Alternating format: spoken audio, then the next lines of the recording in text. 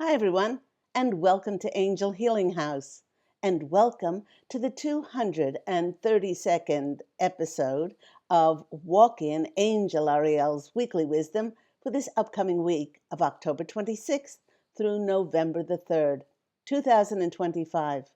My name is Claire Candy Hoff, and my name is also Angel Ariel, as I had an angelic walk-in experience on January 11th of 2003, which I write about in my award-winning #1 Amazon International bestseller, I Am an Angelic Walk-In, the autobiography of Angel Ariel. Now, this is the sequel to my other #1 Amazon International bestseller, One True Home, Behind the Veil of Forgetfulness.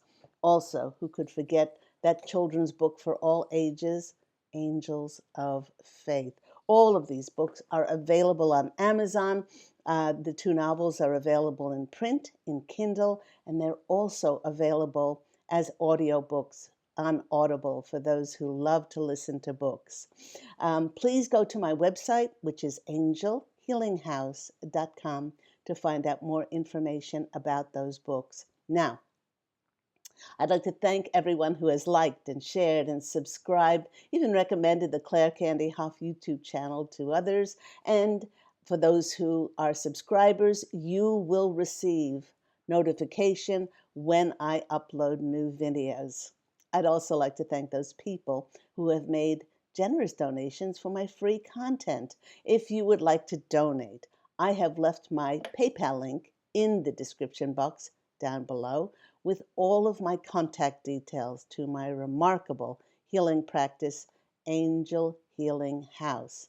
Now, here on Walk In Angel Ariel's Weekly Wisdom, we sometimes pull runes, tarot cards, oracle cards, but we always look first into the astrological heavens to see what planetary and celestial energies are affecting the collective. Now, in order to go forward, we're going to take a glance back to October 21st, when we experienced the new moon in Libra.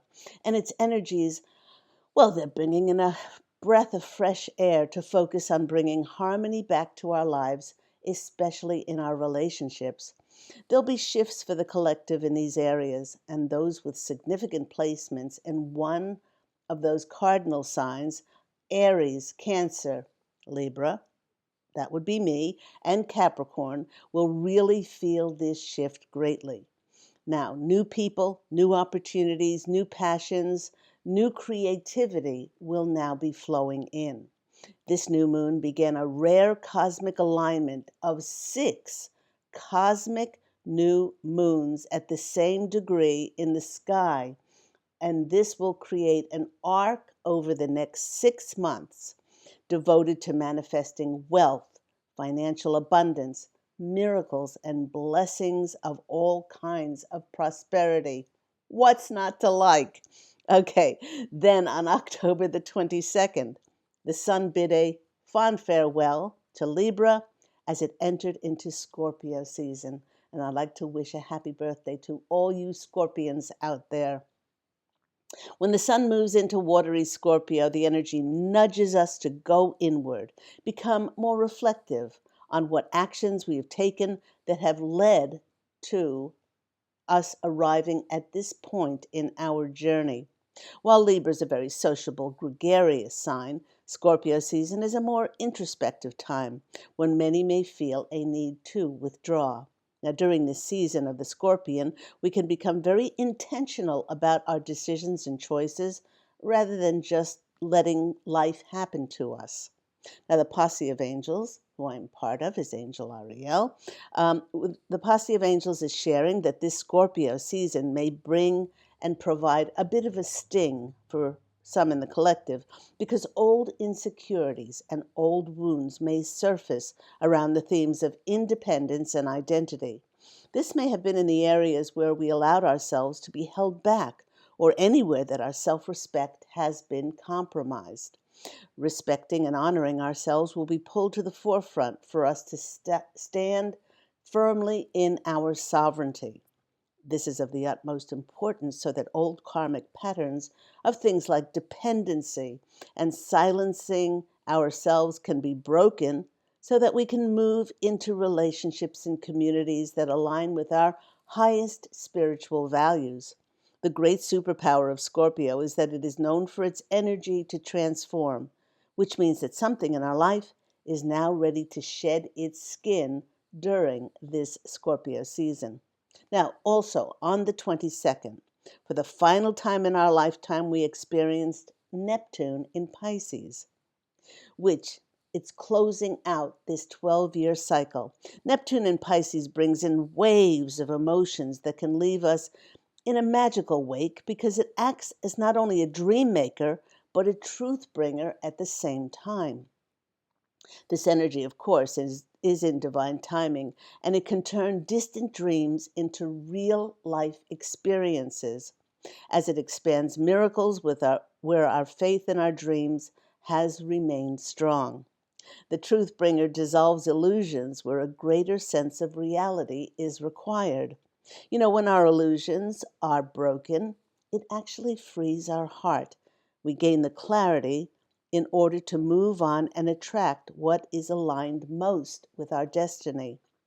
Over the next 3 months, what once seemed so far away will begin to materialize for many with purpose and power in the greatest divine timing. Now, earlier this week, I, like many others, was experiencing some strange technical outages and glitches on the internet. And then it dawned on me that as of October 21st, we have entered the pre-shadow phase of, drum roll please, Mercury going retrograde on November the 9th until it stations direct on November the 29th. This is the time when the planet of communication, it starts to stir things up. It messes with receiving and sending information. Misunderstandings and conversations can occur more frequently, and technical issues happen, and there are slowdowns in our plans, projects, and life in general. I experienced twice the post office sending my package to the wrong address and then leaving a note saying that I didn't live here and sent it back to the sender. So remember to double check the details of what you sign, like contracts, and triple check your itineraries for travel plans. There actually is some method to Mercury's seeming madness at retrograde time because it does all this to get our attention. It's done so that we will have time to work on those projects that still need to be finished and for people to resurface in our lives to remind us what we may still need closure on. Now, the Posse of Angels and I have mentioned many times in the past that instead of railing against Mercury retrograde, as it invariably occurs 3 or 4 times a year, it helps to make peace with it by seeing it as a time to organize or reorganize our computers, desks, and drawers, back up files, and clear up misunderstandings. A must remember during a Mercury retrograde is not to start on anything new, but finish up those projects that still need work. The thing I love to do during a Mercury retrograde is to edit the books that I've already written. And although many find it a cosmic pain in the rear, it's just Mercury's way of taking us through a deep rest and recalibration.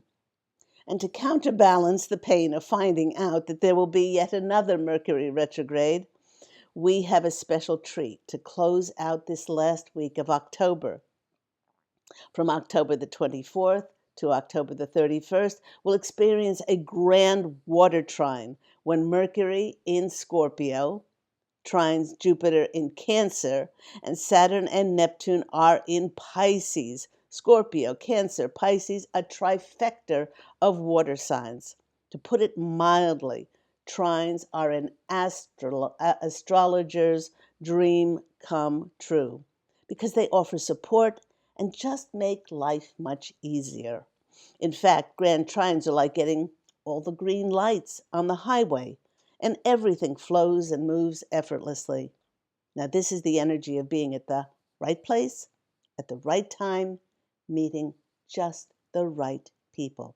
And of course, to end this week, we have Halloween on the 31st, which can be traced back to the ancient Celtic festival of Samhain, pronounced Samhain in Gaelic. It originally marked the end of a harvest season and the beginning of winter. Now, during Samhain celebrations, the souls of those who have died were believed to return to visit their homes and then journeyed back onto the other world. And whether you choose to set bonfires on hilltops, just like the Celts did, to frighten away evil spirits, or you choose to don a mask and costumes to avoid being recognized by the visiting ghosts that were thought to be returning, well, the posse of angels and I hope you have a safe and very sweet end to October. Now, to celebrate the Samhain holiday, we are going to start off with an oracle deck, which I absolutely love, and it's called Woman in Total Control of Herself. Witch. And two cards absolutely flew out of this deck. The first one is this one. It's card number 25, the Labyrinth Walker. And the Labyrinth Walker's message is that after a time of isolation, after a time of stagnation, it's now time to move on. Her wisdom is that you have garnered a great deal of knowledge from the first 10 months of 2025, but now it's time to continue on your journey, for without the benefit of action, we don't acquire the ability to turn all that knowledge into wisdom. We are in the world, but we are not of it. And the Labyrinth Walker knows this, to remain in the fifth dimension. And when they need to, when she needs to, then she can interact with that third dimensional world. But she's in the world, but she's not of it. So there's that balancing act. Beautiful card there. The next card in the Woman in Total Control Oracle of Herself Oracle deck is then this one. And this one is the Wing Leader, number 37, or number 1, the card of new beginnings, the card of leadership, and its message is to take action, to leap, to soar, to explore, for the time of contemplation and the time of investing in the energies of just visualizing and imagining your life is over. And what is required now is to take a leap of faith, put those energies in motion. The moment you put your energy into an idea, you begin the transformative process of creation to happen, and you spark the universe to bring you what you need. If you're scared to explore an unknown area, please know that it is in the unknown that all new life is born. Although, allow yourself to jump into the great adventure of life again and be willing to be vulnerable enough to take a risk on your passion and your joy. That's why God Source Creator seeded it in your soul. The biggest, brightest, and truest version of yourself is just a leap away. Beautiful cards there from that Oracle deck. Now, and let's go to another deck, which I'm having a great deal of fun with, which is the Dragon Oracle cards, and this is by Diana Cooper. First card that came out for us is White Gold Dragon from Lyra. Connects you to the highest Christ light. Develop your casual chakra. Bathe in ninth dimensional Christ light. Beautiful, beautiful card there. And it confirms that the pressure that you have felt physically, emotionally, mentally, and spiritually this past week, especially after that Libra new moon, it caused many to feel like they were having dizzy spells or just feeling a bit off. They may have been directly related to leveling up your energies in order to jump timelines into the fifth dimension, and for some, even higher. And although the effects were far from pleasant, The reason this happened is a good thing because our bodies, our minds, and spirits are ascending to higher consciousness so that we can jump timelines into our soul's highest and next adventure. Now, this lovely dragon showed up because she was attracted to you as you now carry that Christed light in your aura. If you'd like to work with this high frequency energy, call upon Archangel Christiel, Christel, who is in charge of this high dimensional energy.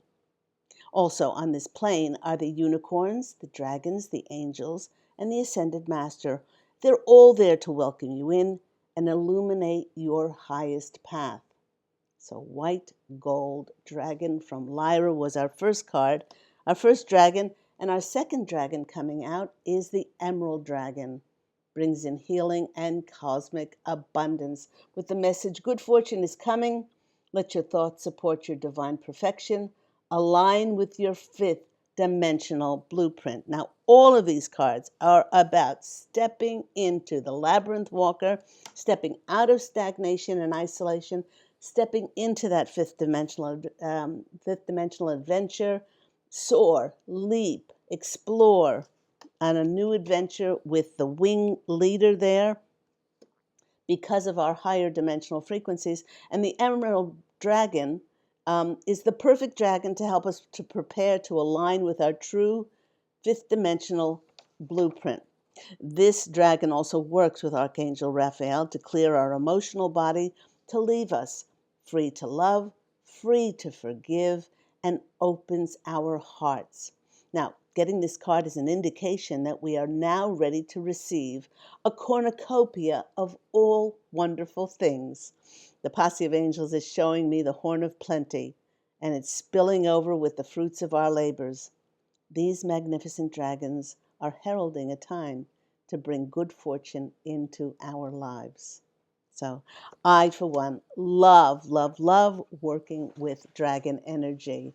And maybe you can do some research about working with these beautiful, beautiful beings of light.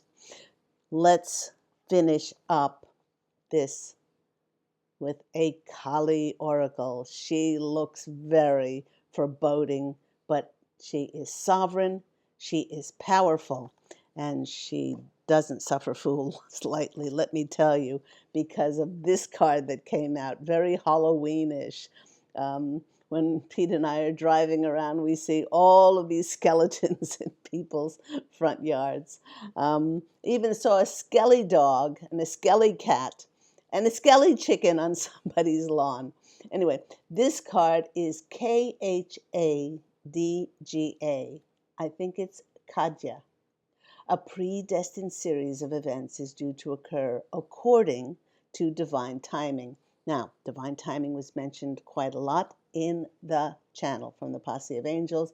This has been orchestrated at a higher level to integrate the paths of people with whom you have soul contracts in this lifetime. And we spoke about raising of our frequency in order to meet the right people at the right time in the right circumstances.